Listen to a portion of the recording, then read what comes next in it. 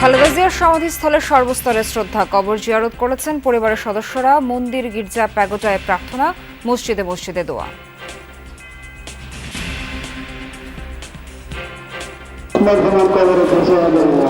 আল্লাহ তার কবরকে জান্নাতের বাগিচা বানিয়ে দেয়। আত্মীয় স্বজন, তার সন্তান সবাইকে ধৈর্য ধরার তৌফিক নসিব করেন। বাংলাদেশের প্রতিটি জনগণে ওনার জন্য দোয়া করেছেন। সত্যিকার অর্থে তিনি দেশপ্রেমিক ছিলেন। অবশ্যই এটা আল্লাহর কাছে দোয়া করতে হয় যে আল্লাহ তাআলা তাকে জান্নাতুল উচ্চ মাকাম দান করুক। ছুটির দিনেও সংসদ নির্বাচনের মনোনয়নপত্র যাচাই বাছাই অসঙ্গতির কারণে মান্না, হামিদুর আজাদ সহ অনেকের প্রার্থিতা বাতিল। 5 জানুয়ারি থেকে আপিলের সুযোগ। এলপি গ্যাসের বাজারে নৈরাজ্য, 1250 টাকার সিলিন্ডারের দাম রাখা হচ্ছে 1.5 গুণের বেশি। সিন্ডিকেটের কারসাজিতে কৃত্রিম বলছে ক্যাব। দাম এরকম উল্টাপাল্টা হচ্ছেই, পরে আনা বন্ধ করে দিলাম, কারণ কাস্টমার বিভিন্ন মন্তব্য করে। দামটা 500 টাকা 550 টাকার মতন বেড়ে গেছে, তো মাসে প্রায় 1000-1100 টাকার বাড়তি খরচ। কর্তৃপক্ষের এভাবে মুখ বুজে থাকা এগুলোকে নির্দেশ করে যে আমরা সভ্য জগতে ফিরে এসেছি। তীব্র শীতে বিভিন্ন স্থানে জনজীবন স্থবির, ব্যাহত নৌযান চলাচল, ঘন কুয়াশায় শাহজালাল বিমানবন্দরে ফ্লাইট চলাচল বিঘ্নিত, যাত্রী দর্শনার্থীদের দুর্ভোগ।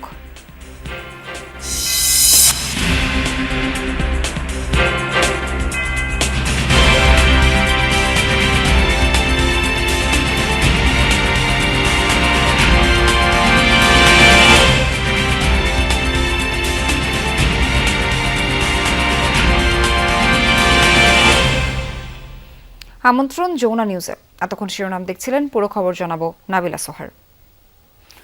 ছুটির দিন সকাল থেকে বেগম খালেদা জিয়ার সমাধিস্থলে শ্রদ্ধা নিবেদন হাজারো মানুষের। বিএনপি নেতাকর্মী থেকে শুরু করে সাধারণ মানুষের পাশাপাশি এদিন শ্রদ্ধা জানাতে আসেন জিয়া পরিবারের সদস্যরাও। দিন গড়িয়ে সন্ধ্যা গড়িয়ে রাত হলেও সমাধি কমপ্লেক্সে কমেনি মানুষের ঢল। শ্রদ্ধা ও স্মৃতিচারণে আজ শেষ হচ্ছে 3 দিনের রাষ্ট্রীয় শোক। তবে বিএনপির দলীয় শোক কর্মসূচি চলবে আরও 4 দিন। বেগম খালেদা জিয়ার মৃত্যুতে 3 দিনের রাষ্ট্রীয় শোকের শেষ দিন। শুক্রবার ভোরেও আলো ফুটতেই কুয়াশার চাদর ভেদ করে জিয়া উদ্যানের সমাধি কমপ্লেক্সে আসতে থাকেন শত শত মানুষ। শ্রদ্ধা ভক্তিতে তারা স্মরণ করেন 3 বারের সাবেক প্রধানমন্ত্রীকে। নেতাকর্মীরা বলছেন, বেগম খালেদা জিয়ার আদর্শকে লালন করতে জিয়া উদ্যানের এই সমাধি কমপ্লেক্স এখন জাতির জন্য অত্যন্ত গুরুত্বপূর্ণ। দেশ ছাড়িয়ে সারা বিশ্বে ওনার সুনাম আছে। আমাদের দুজন নেতা, আমাদের প্রাণপ্রিয় দুজন নেতাই একসাথে। আমার মার মতো, আমার মা নাম খালেদা, আমার মা আমি মনে করি। ওনার মতো নেত্রী আমরা পেয়েছি, উনি যে সম্মান পেয়েছে আল্লাহ ওনাকে জান্নাতবাসী করুক। এদিন খালেদা জিয়ার প্রতি শ্রদ্ধা জানাতে আসেন ছোট ছেলে আরাফাত রহমানের স্ত্রী শর্মিলা রহমান, বড় নাতনি জাইমা রহমান সহ পরিবারের সদস্যরা। জিয়ারত শেষে কিছু সময় নীরবে দাঁড়িয়ে দোয়া ও মোনাজাতে খালেদা জিয়ার মাগফিরাত কামনা করেন তারা। এ সময় শোকাবহ পরিবেশের সৃষ্টি হয়। বেলা গড়ালে সমাধিস্থলে আসেন কেন্দ্রীয় নেতৃবৃন্দ ও আগামী নির্বাচনে বিভিন্ন আসনে বিএনপি মনোনীত প্রার্থী, কর্মী ও সমর্থকরা। খালেদা জিয়ার আদর্শে দেশ গড়ার প্রত্যয় জানান তারা। ওনাকে এমন কিছু করা হয়েছিল স্লো পয়জনিং, যাতে উনি বেঁচে না থাকেন। এইভাবেই ওনাকে আমাদের কাছে চিনিয়ে নেওয়া হলো। এটাই হলো আমাদের ব্যথার জায়গাটা। দিনভর কবর জিয়ারতে আসতে থাকেন বিএনপির নেতাকর্মী এবং সমর্থকরা। জিয়ারতে অংশ নেন বাংলাদেশ খেলাফতে মজলিসের আমির মোহাম্মদ মামুনুল হকও। সবাই বেগম খালেদা জিয়ার আত্মার মাগফিরাত কামনার পাশাপাশি স্মরণ করেন তার আপোষহীন জীবন সংগ্রামকে। আমার মতো কোটি যুবককে তিনি অনুপ্রাণিত করেছেন। উনি বাংলাদেশ প্রশ্নে কোনোদিনও আপোষ করেন নাই, একটি সেকেন্ডের জন্য তিনি আপোষ করেন নাই। তারা যেন মৃত ব্যক্তির জন্য নেক আমল করে, তাদের জন্য যেন সওয়াব প্রেরণ করে, এটাই হবে তাদের জন্য সবচেয়ে বড় উপকার এবং এটাই হবে তাদের প্রতি সত্যিকার ভালোবাসা। দিন পেরিয়ে রাত, তীব্র শীতকে উপেক্ষা করে শ্রদ্ধা জানাতে আসা মানুষের ঢল আরও বাড়ে। কবর জিয়ারত করে দুহাত তুলে সৃষ্টিকর্তার কাছে ফরিয়াদ করেন সাধারণ মানুষ।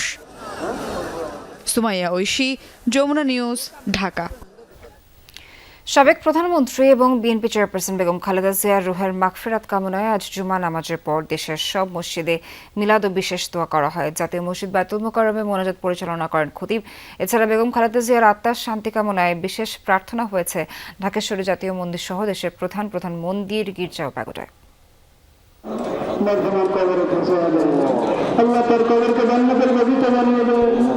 সাবেক প্রধানমন্ত্রী এবং বিএনপি চেয়ারপারসন বেগম খালেদা জিয়ার রুহের মাগফিরাত কামনায় দেশব্যাপী বিশেষ দোয়া ও মোনাজাতের আয়োজন করা হয়। বায়তুল মোকাররমেও ছিল আয়োজন, যা পরিচালনা করেন জাতীয় মসজিদটির খতিব।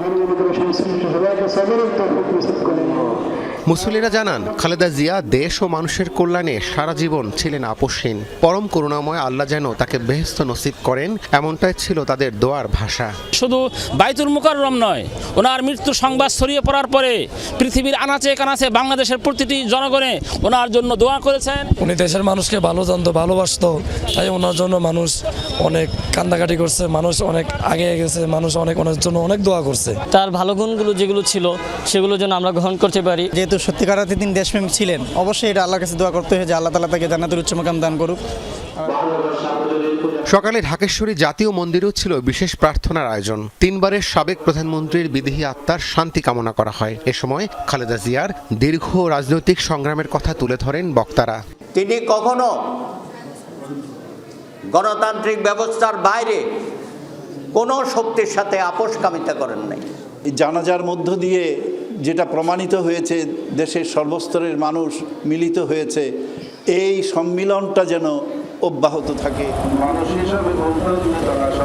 খালেদা জিয়ার জন্য সারা দেশের মসজিদে বিশেষ দোয়া মোনাজাত করা হয়। সিলেটে বাদজুমা নগরীর কোর্ট পয়েন্টে জেলা ও মহানগর বিএনপি আয়োজিত দোয়া মাহফিলে অংশ নেন বিভিন্ন শ্রেণী পেশার মানুষ। আমরা আমাদের নেত্রীর জন্য আজকে এখানে দোয়া করেছি, সাধারণ মানুষকে নিয়ে। এই শোক আমরা শক্তিতে পরিণত করব। একই সাথে খালেদা জিয়ার আত্মার শান্তি কামনায় দেশের গির্জা, প্যাগোডায় ছিল বিশেষ প্রার্থনা। Rabbi Siddiqui, Jamuna news, Dhaka. BNP chairperson Begum Khaleda জিয়ার রুহের মাগফিরাত কামনায় গুলশানের আজাদ মসজিদে বাদ আসর, মিলাদ ও দোয়া মাহফিলের আয়োজন করা হয়। এতে ভারপ্রাপ্ত চেয়ারম্যান তারেক রহমান ছাড়াও দলের মহাসচিব মির্জা ফখরুল ইসলাম আলমগীর সহ সিনিয়র নেতৃবৃন্দ অংশ নেন। মিলাদ ও দোয়া মাহফিলে পরিবারের সদস্যদের মধ্যে তারেক রহমানের সহধর্মিণী ডক্টর জুবাইদা রহমান ও মেয়ে জাইমা রহমান এবং মরহুম আরাফাত রহমানের স্ত্রী শামিলা রহমান উপস্থিত ছিলেন। আসরের নামাজ শেষে শুরু হয় এই মিলাদ মাহফিল। শেষে বেগম খালেদা জিয়ার রুহের মাগফিরাত কামনায় আল্লাহর দরবারে বিশেষ দোয়া করা হয়। ছুটির দিনেও সারা দেশে হয়েছে ত্রয়োদশ জাতীয় সংসদ নির্বাচনে প্রার্থীদের মনোনয়নপত্র যাচাইয়ে এই পর্যন্ত বাতিল হয়েছে বগুড়া 2 আসনে নাগরিক ঐক্যের সভাপতি মাহমুদুর রহমান মান্না এবং কক্সবাজার 2 আসনে জামায়াতের সহকারী সেক্রেটারি জেনারেল হামিদুর রহমান আজাদের প্রার্থিতা। তবে তারা আপিল করতে পারবেন। শুক্রবার সাপ্তাহিক ছুটির দিন রংপুরে জেলা প্রশাসকের সম্মেলন কক্ষে সকাল 10:30 থেকে শুরু হয় মনোনয়নপত্র যাচাই বাছাই। এই সময় এনসিপির সদস্য সচিব ও নেতাকর্মীরা জাতীয় পার্টিকে নির্বাচনে অযোগ্য ঘোষণার দাবি জানান। এতে উভয় পক্ষের মধ্যে বেশ কিছুক্ষণ চলে হট্টগোল। আমরা মৌখিকভাবে আমাদের আপত্তি জানিয়ে রেখেছি। যদি আইনগত জায়গা থেকে এবং লিখিতভাবে আপত্তি জানানোর সুযোগের ব্যাপারে আমাদের কাছে কোনো ধরনের সুযোগ উপস্থিত হয়, আমরা অবশ্যই আমাদের পক্ষ থেকে ফরমালি সে সময়টাতে আপত্তি উত্থাপন করব। এটা নিয়ে আমরা কোনো শঙ্কিত নই। আমরা মাঠে মানুষের ভোট প্রার্থনা করতেছি। ভোট দিয়ে যদি আমাদেরকে নির্বাচিত করে নিয়ে আসে, সেটাই আমাদের হবে সুচিন্তিত বিজয়। যদিও উভয়ের মনোনয়নপত্র বৈধ ঘোষণা করেন রিটার্নিং কর্মকর্তা। 1% ভোটারের স্বাক্ষরে গড়মিল, হোল্ডিং ট্যাক্স ও টেলিফোন বিলের বকেয়া পরিশোধ না করায় রংপুর 3 আসনের 3 জনের প্রার্থিতা বাতিল হয়। বৈধ ঘোষণা করা হয় 7 প্রার্থীর মনোনয়নপত্র। 3 জন প্রার্থীর মনোনয়ন বাতিল হয়েছে এবং 7 জন প্রার্থীর মনোনয়নপত্র বৈধ বলে বিবেচিত হয়েছে। আবারও হোঁচট খেয়েছেন নাগরিক ঐক্যের সভাপতি মাহমুদুর রহমান মান্না। বগুড়া 2 আসনে হলফনামায় স্বাক্ষর ও তারিখে গড়মিল থাকায় বাতিল করা হয় তার মনোনয়ন। যাচাই বাছাই কার্যক্রমে কক্সবাজার 1 আসনে বৈধ ঘোষণা করা হয় বিএনপি প্রার্থী সালাউদ্দিন আহমেদের মনোনয়ন। কক্সবাজার 2 আসনে জামাত মনোনীত হামিদুর রহমান আজাদের প্রার্থিতা বাতিল করা হয়। আইনানুগভাবে সকল কিছু সম্পন্ন হয়েছে, আমি প্রত্যক্ষ করেছি। নির্বাচনের মাঠে আমরা সকল প্রার্থীকে স্বাগত জানাই। ব্রাহ্মণবাড়িয়া 2 আসনে স্বতন্ত্র প্রার্থী রুমিন ফারহানা সহ 11 প্রার্থীর মনোনয়ন বৈধ ঘোষণা করেছেন রিটার্নিং কর্মকর্তা। এছাড়া জেলার 3টি আসনে 6 জনের প্রার্থিতা বাতিল করা হয়। রাজনীতিতে কিন্তু তকদিরের বাইরে কিছু হয় না। হ্যাঁ, ভীষণ রকম ভাগ্য এখানে কাজ করে। সো আমার ভাগ্যে ঠিক ওটাই ঘটছে যেটা আমার বাবার সাথে 73-এ ঘটেছিল। কুমিল্লায় 11টি আসনের মধ্যে 6টির মনোনয়নপত্র যাচাই শেষ হয়েছে। বাকি 5টি আসনের যাচাই বাছাই শনিবার সকালে কুমিল্লা 1 আসনে 12 জনের মধ্যে 5 জনের প্রার্থিতা বাতিল করা হয়। কুমিল্লা 4 আসনে বিএনপি প্রার্থীর বিরুদ্ধে তথ্য গোপনের অভিযোগ তোলেন এনসিপির দক্ষিণাঞ্চলের মুখ্য সংগঠক হাসনাত আব্দুল্লাহ। বরিশালে কয়েকটি আসনে হয়েছে মনোনয়নপত্র যাচাই বাছাই। 4, 5 ও 6 আসনে মনোনয়নপত্র বাছাই 21 জনের মধ্যে 2 জনের বাতিল এবং 2 জনের প্রার্থিতা স্থগিত হয়েছে। 3টি আসনের মধ্যে আমরা 2টা স্থগিত রেখেছি আর 2টা বাতিল হয়েছে, আর বাকিদের বৈধ বলে গণ্য করা হয়েছে। 4 জানুয়ারি পর্যন্ত চলবে যাচাই বাছাই কার্যক্রম। 20 জানুয়ারি পর্যন্ত প্রার্থিতা প্রত্যাহারের সুযোগ রয়েছে। প্রতীক বরাদ্দের পর শুরু হবে আনুষ্ঠানিক প্রচারণা। রাহিম সারোয়ার, যমুনা নিউজ। চট্টগ্রাম নগরে এক ব্যবসায়ীর বাড়ি লক্ষ্য করে গুলি করেছে সন্ত্রাসীরা। সকালে নগরের চকবাজার থানার চন্দনপুরা এলাকায় স্মার্ট গ্রুপের ব্যবস্থাপনা পরিচালক মুজিবুর রহমানের বাড়ি লক্ষ্য করে গুলি চালানো হয়। ঘটনার সময় ব্যবসায়ী মুজিবুর রহমান ও তার পরিবারের সদস্যরা বাসায় ছিলেন, তবে গুলিতে কেউ হতাহত হননি। পুলিশ বলছে এই ঘটনায় জড়িত কাউকে এখনো শনাক্ত করা যায়নি। ঘটনার পর থেকে এলাকায় আতঙ্ক বিরাজ করছে। মুজিবুর রহমান 2024 সালের নির্বাচনে চট্টগ্রামের বাঁশখালী থেকে আওয়ামী লীগের সংসদ সদস্য নির্বাচিত হয়েছিলেন। মুজিবুর রহমানের পোশাক, টেক্সটাইল, রিয়েল এস্টেট ও জ্বালানি খাতে বিনিয়োগ রয়েছে।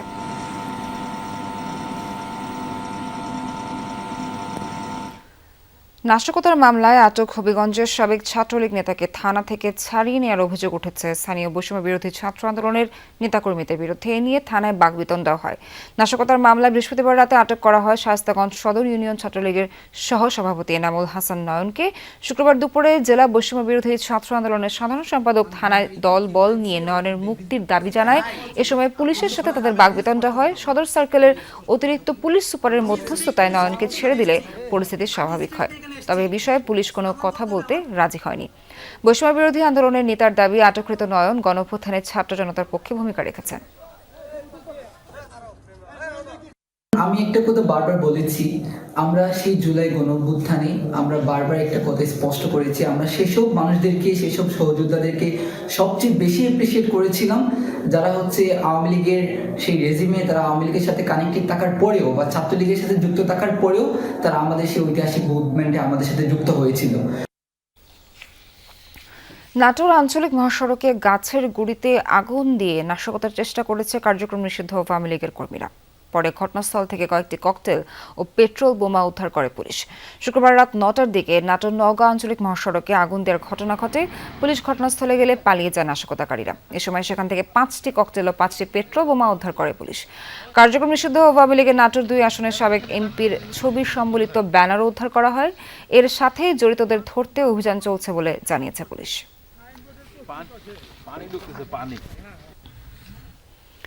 হঠাৎ করে অস্থির এলপিজির বাজার। 1200 টাকার গ্যাস সিলিন্ডার বিক্রি হচ্ছে 1.5 গুণের বেশি দামে। কারণ হিসেবে সরবরাহ সংকটের কথা বলছেন ব্যবসায়ীরা। বিশ্ববাজারে জাহাজ সংকটে আমদানিতে প্রভাবের কথা বলছে কোম্পানিগুলো। যদিও এমন দরবৃদ্ধিকে অযৌক্তিকই বলছে consumer association of Bangladesh cab. অভিযোগ, সরকার নিষ্ক্রিয়তার সুযোগে বাজার অস্থিতিশীল করছে সিন্ডিকেট।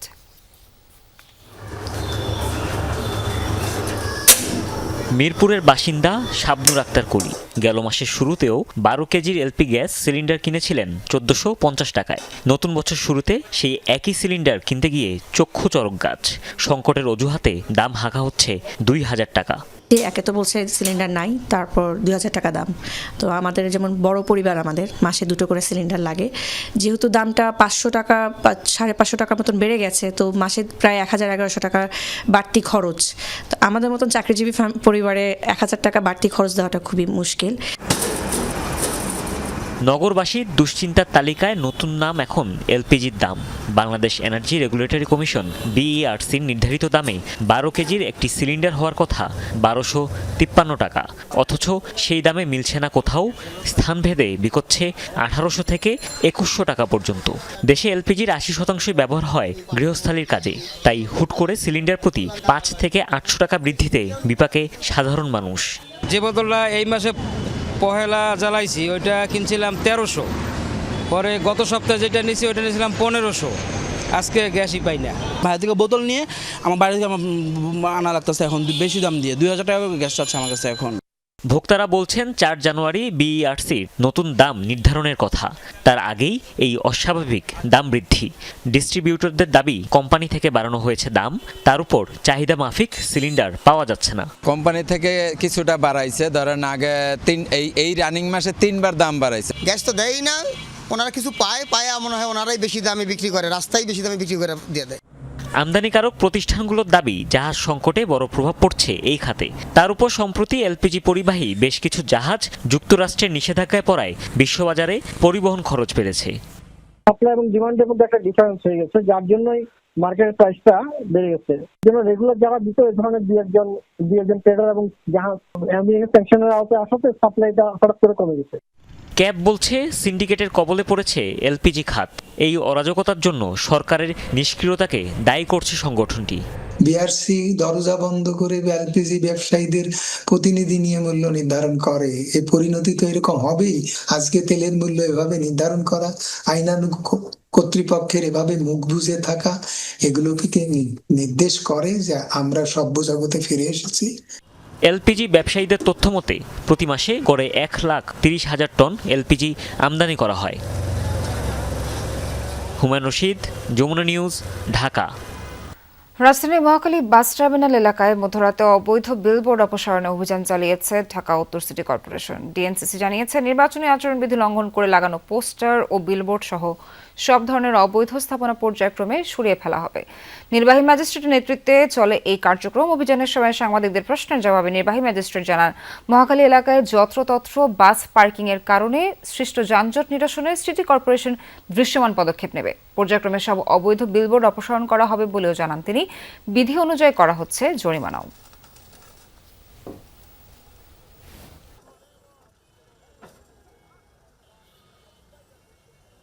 মহাখালী যে এখানে বাস টার্মিনাল আছে, এই বাস টার্মিনালে যে অবৈধভাবে যে বিলবোর্ডগুলো আছে সেই বিলবোর্ডগুলো আমরা অপসারণ করছি। বিলবোর্ডগুলো যারা দেয় তারা অবৈধভাবে দেয় এবং আমরা তাদেরকে ট্রেস করার চেষ্টা করলেও ওদেরকে সামনে আনা যায় না। চেষ্টা করি আমরা, তারপরেও যখন পাওয়া যায় না এখন আমরা এই পর্যায়ে চলে আসছি যে আমরা এগুলো কেটে নিজেদের মতো করে আমরা সরিয়ে নিব।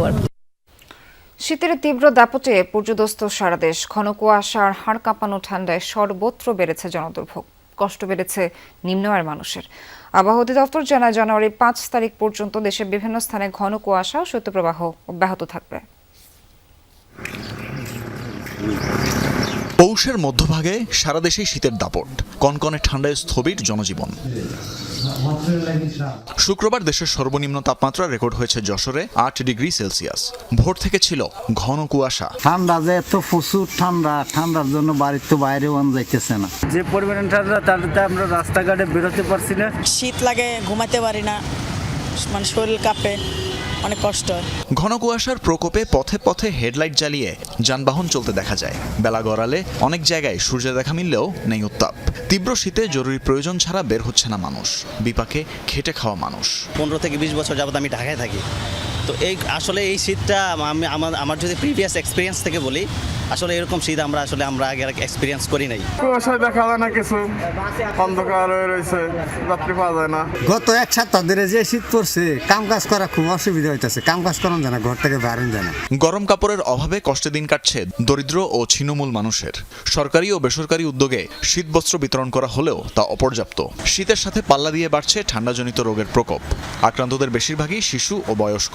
দিনের বেলা হালকাটা মোটামুটি পাওয়া যায়, এতটা পাওয়া যায় না, রাতে প্রচন্ড ঠান্ডা হয়। এদিকে আবহাওয়া অধিদপ্তর দ্রুতই শীতের প্রকোপ কমার কোনো সুসংবাদ দিতে পারেনি। আগামী আরো 2 দিন ঘন কুয়াশা থাকবে, সর্বনিম্ন এবং সর্বোচ্চ তাপমাত্রাটা বেড়ে যাবে, কিন্তু আমাদের ফিল্ড তাপমাত্রাটা তুলনামূলক কম থাকবে এবং 5 তারিখ পর্যন্ত এই অবস্থাটা অব্যাহত থাকবে এবং 6 তারিখ থেকে দিন এবং রাতের তাপমাত্রাটা আরো কমে আসবে এবং এটা আগামী 1 সপ্তাহ পর্যন্ত এই অবস্থাটা বিরাজ করবে।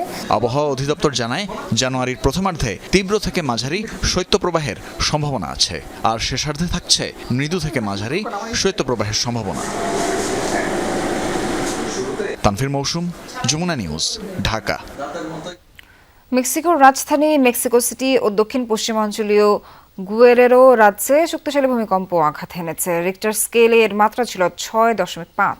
স্থানীয় সময় শুক্রবার সকাল 7:58 হওয়া শক্তিশালী এই কম্পনের ফলে দেশ জুড়ে আতঙ্ক ছড়িয়ে পড়ে। এ সময় সবাই বাড়িঘর থেকে বেরিয়ে আসে। এখনো পর্যন্ত কোনো বড় ধরনের ক্ষয়ক্ষতি বা প্রাণহানির খবর পাওয়া যায়নি। ভূমিকম্পের কারণে দেশটির প্রেসিডেন্ট ক্লডিয়া শেইনবাউমের নিয়মিত সংবাদ সম্মেলনও কয়েক মিনিট স্থগিত করা হয়। ব্যাঘাত ঘটে প্রশাসনিক কার্যক্রমেও।